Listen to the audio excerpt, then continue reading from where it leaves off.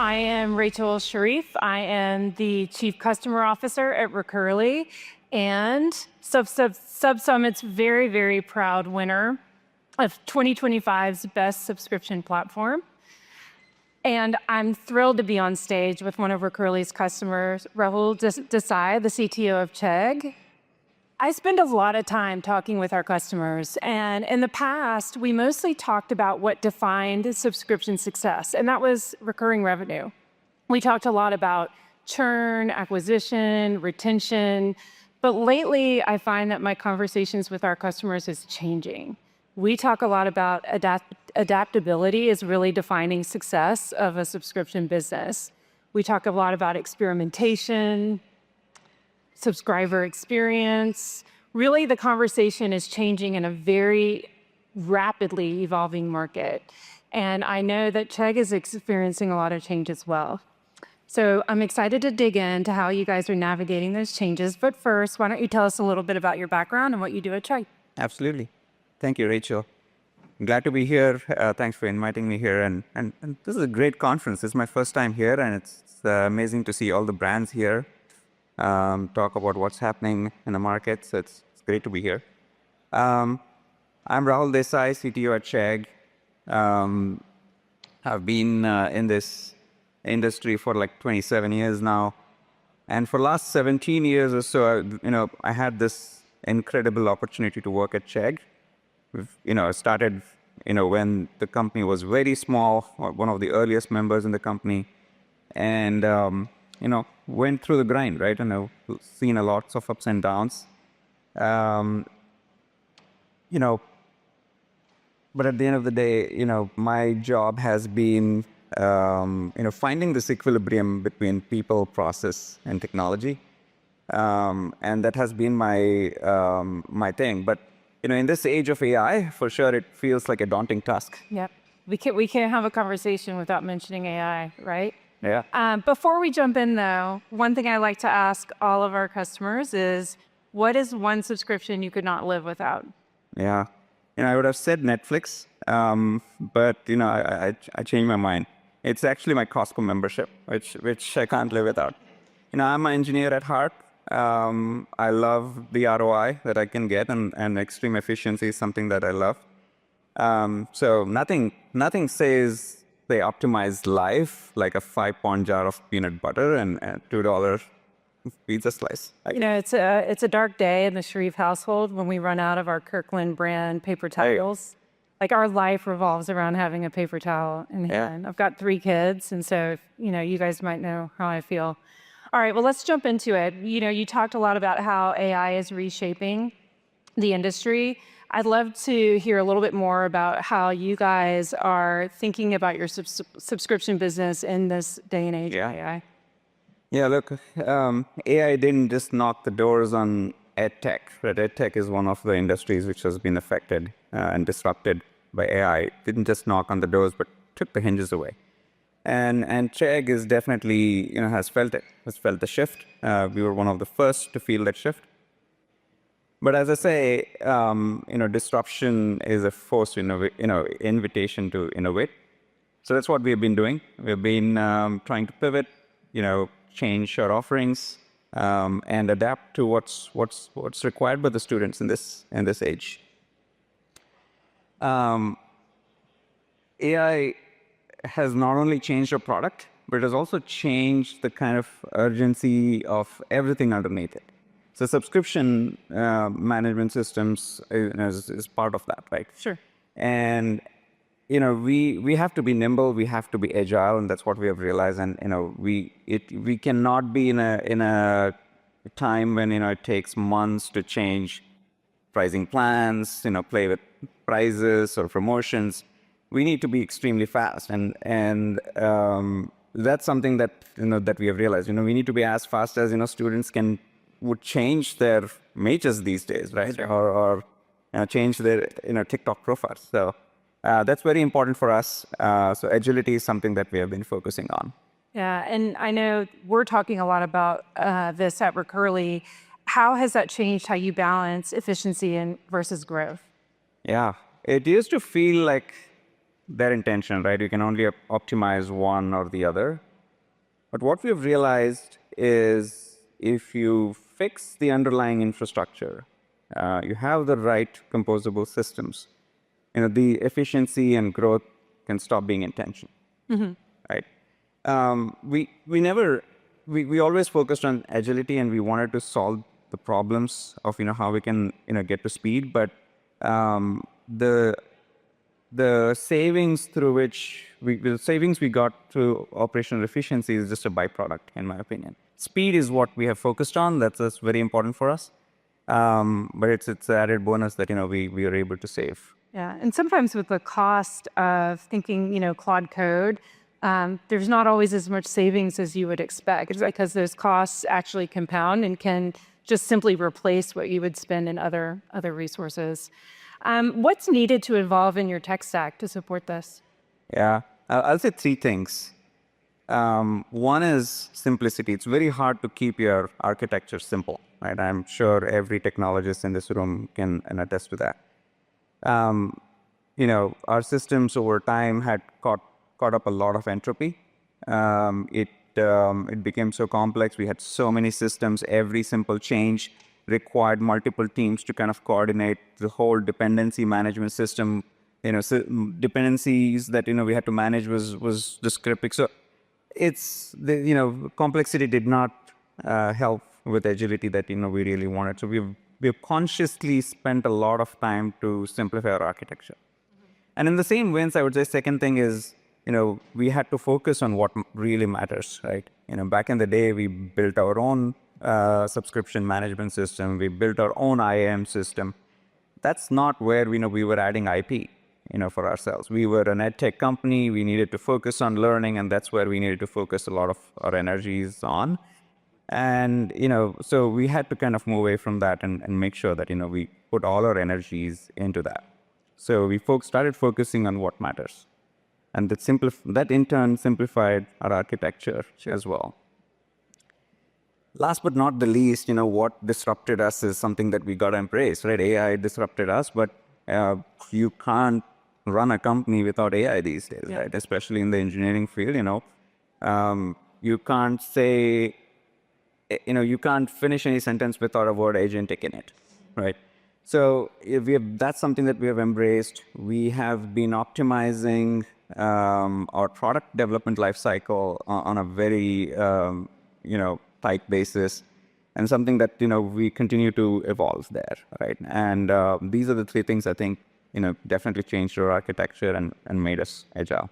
Yeah. So I want to go back to the homegrown system. Yeah. We actually have a lot of merchants who moved from a homegrown system. While there might be more customization or a lot of flexibility in that, obviously that can be expensive. There's a lot of resources. Tell me a little bit more about the constraints that you had that made you decide to go from a homegrown system. Yeah.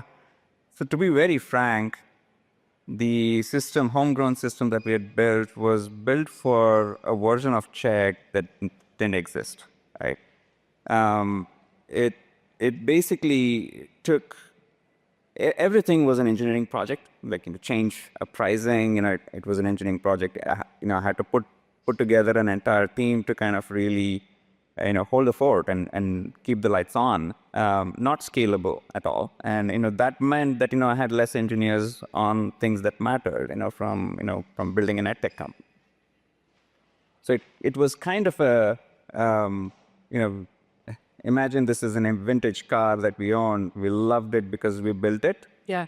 But it always took a full pit crew to kind of change the oil, right? So that was manual, inefficient, and not scalable.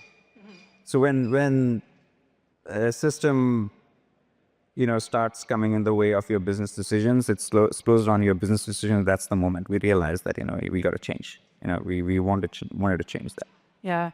So I'm assuming that when you talk about operational efficiency, what it looked like then obviously looks very different today. Tell me a little bit about how that has changed. Like, what does operational efficiency mean today now that you're on more of a platform approach? Yeah. So before, efficiency meant heroic effort from engineering teams, right? full late night sessions, long days, long weekends. You work through it and get it done. So it was, it used to be a heroic kind of an event. But now it's not, right? I mean, now we focus on what really matters. The teams are asking the right questions, and focusing on, making sure that, we have automated whatever we needed to, took out all the manual interventions, streamlined, removed failure points. Now I think it's a lot more efficient, and we can move fast, right? You want to change a pricing plan, you could do it immediately. And I'm not exaggerating here. It's sometimes we do this in hours now. Yeah. What used to take weeks. So I think this is transformational.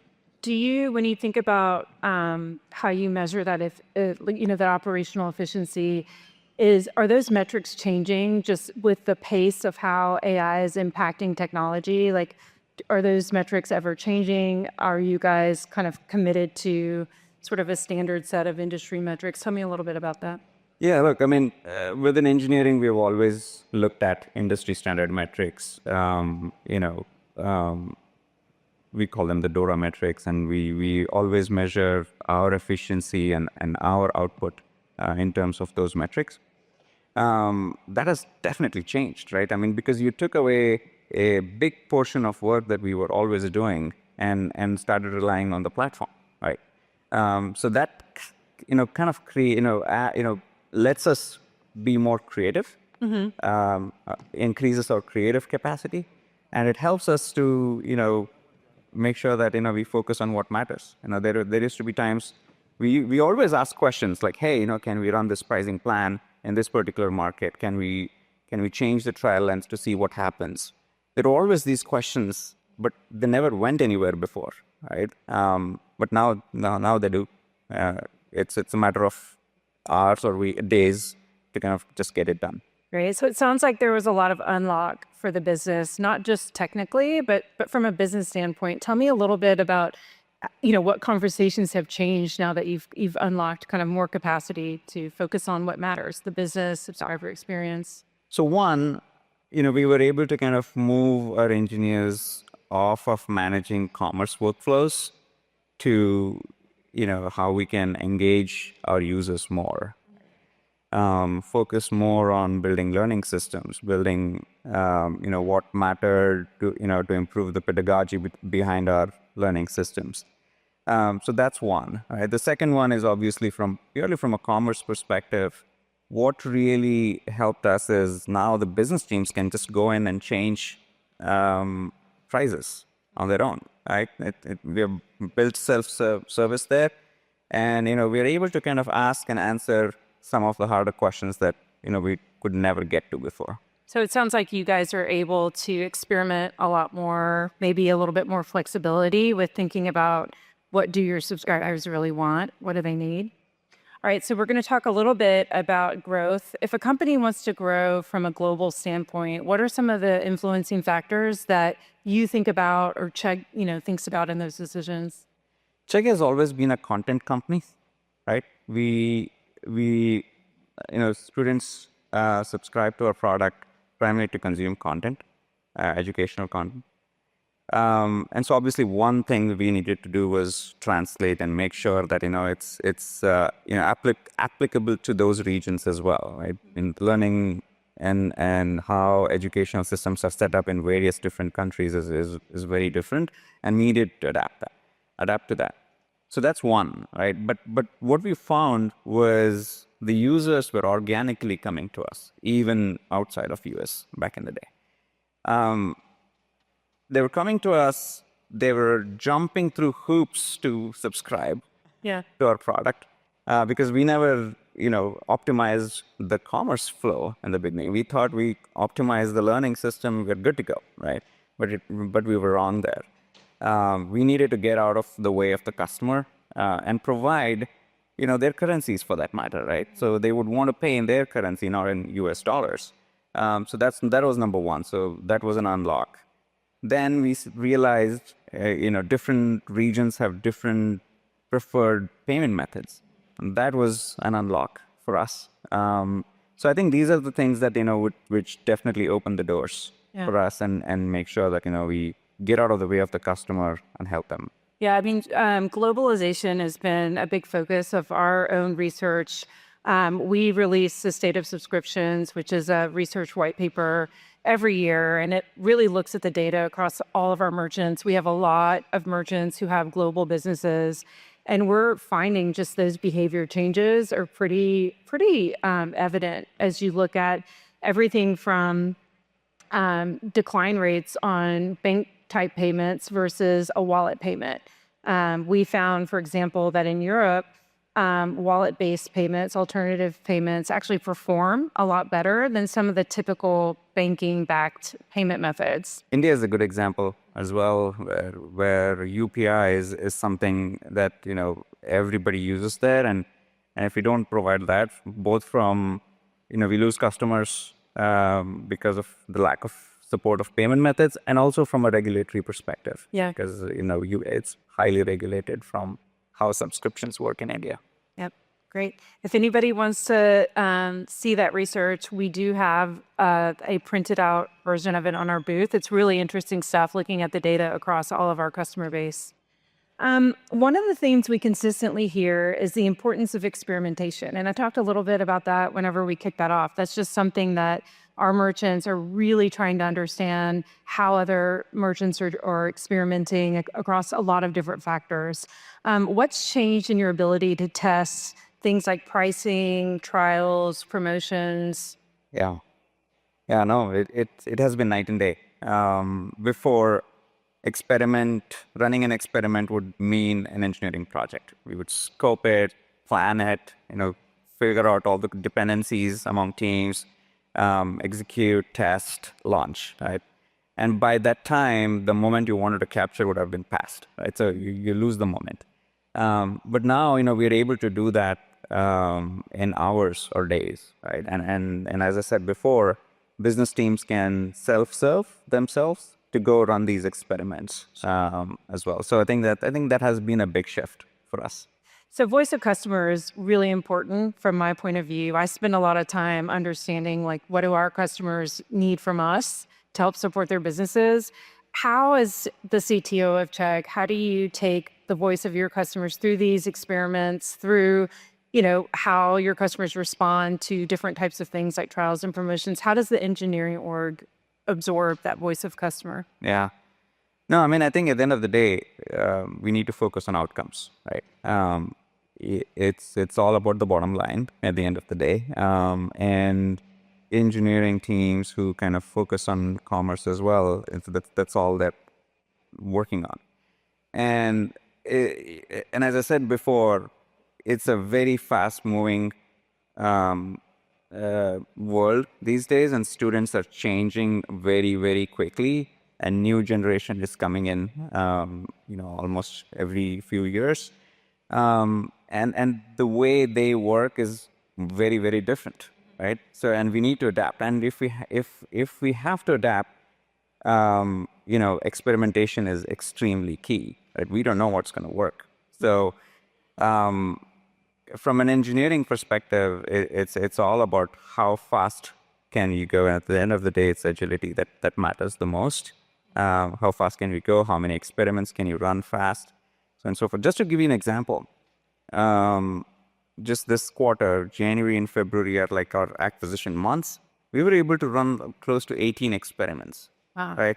And that used to be a dream before. We would take a couple of quarters to get through those kind of experiments. That gives us the kind of insights into where things are going, what's working, what's not, and basically adjust very, very quickly. And so I think at the end of the day, that the agility is most important from an engineering perspective. So I know we used to talk about the pace of change from a technology standpoint from a year's perspective. I feel like now it's like the world has changed in 6 months, right? So tell me a little bit about what you guys can do now that just simply wasn't possible before. Yeah. You name it, right? I mean, we always wanted to run an experiment and see, what kind of trial lengths work in different regions, for example. You know, our marketing team thinks up a promotion in a particular region, and they can like launch it the same day if they have to do that. It's again, it's the speed at which we are able to do things is what is transformational for us. Sure. Sure. And how has that speed changed the way you guys make decisions in the business? Yeah, look, that's where I think the big difference is. We definitely have become more empirical than opinionated. What I mean by that is, back in the day when it was hard, it was expensive to run these experiments, we used to debate about which ones to run, right? We had to prioritize the experiments and run the ones that really matter. But now we don't have to debate; we just run them, right? And that's the shift that we can see that with agility that we've gotten. Sure. Sure. All right. Let's get out our crystal balls. As you look ahead, where are you focusing next to continue evolving the business? Yeah, our next focus is going to be all around skilling. We are going to be figuring on the D2C side. We are going to be focusing a lot on helping students get their first jobs, get through their interviews, and make sure that they're skilled to succeed in these jobs. So that's where we are focusing on. We also have our skilling business, language learning business. We want to grow them, from a B2B side of things. So it's going to be a lot of focus on skilling. Yeah. Yeah. I would assume that there's a lot of fear from your students coming into the workplace or even education. Like I have a kiddo who's going to be thinking about going to university soon. And, how do you guys make sure that you're building that confidence, going into this new world? Exactly. And it's not just the students anymore, right? Even people who are working these days, they want to upskill. Every company is investing in figuring out how to upskill their employees. So I think skilling is something that there is a lot of demand for at this point. So if we talk about scale in general, when you guys think about scale at Chegg, are you thinking more about expansion optimization or adapting to changing demand? I would say all three, right? Why stop at one? Yeah, look, we are expanding for sure on the B2B side for the skilling businesses. On the direct-to-consumer side, we're focusing on bringing in efficiency. So it's a lot of optimization efforts that is going on. Obviously, it's a much bigger business for us. It generates cash, which we can, start investing into our other businesses. So I think it's all about optimization. But at the end of the day, we are also adapting very, very rapidly, our user experience, in this AI, in this world which is changing, very, very fast with AI. All right. And where do you see the next constraint emerging? That's a great question. I don't think it's going to be a technology constraint. Technology is not going to be a constraint. And in fact, it has raised the bar and opened up the doors to do a lot more things than before. I think the next constraint is going to be in the area of human unlearning. What has worked for us in the past is not going to work for us, right? It's all about, the constraint is always all about how fast we can change people and process, right? How people can adapt this and how processes can be adopted. What gave us the edge in the past is not going to do the same, right? Because the technology has raised the bar, everybody else have to adapt to it. So I think that human unlearning is going to be the constraint, in my opinion. It's funny, we come full circle. We were talking about the need for technology adaptability, but really now it's how humans are going to adapt to these shifts in technology. All right, I have one final question. For leaders who are navigating the similar challenges, whether it's AI, whether it's your market is shifting or evolving really rapidly, what advice would you give? That's a good one. If I have to boil down to one thing, I would say this: don't mistake the technology shift to be a technology problem. If your industry is disrupted, it's very easy to say, I'm going to get a bunch of engineers, lock them in a room, and code our way through it. That's not going to happen, right? That's not going to solve the problem. As I said before, we always need to find the equilibrium between people, process, and technology. And every time there is a shift in one of them, right, people can change, right? I mean, every new generation is different. When that happens, technology and process need to get adjusted. Now, AI has disrupted the technology and raised the bar, so everybody else has to adjust, right? And again, as a leader, if you're a leader in your company, you have to start continuing to figure out how to get to that equilibrium, because it is kind of out of whack right now. The second thing I would say is there needs to be an uncompromising focus on creating differentiation. Again, with AI, anybody can wipe code your solution. What you've built as a product, they can wipe code and compete with you, right? So technology is not a problem. So it's very important to keep your focus on creating that USP, if you will, right? So focus on what matters. Sure. On a lighter note, AI can do a lot of things these days, but it can't want to do one thing. It can't take the blame for a missed quarter, and that is still a privilege that leadership owns. Sure. Right. So at the end of the day, I think it's all about finding this new balance in the new world. Great. Well, thank you. Thank you, Rahul, for joining us on stage. I do think, we are all facing similar challenges, and appreciate the advice and the detail that you gave about how you guys are standing up to those challenges. So thank you all. Thank you. Thank you all.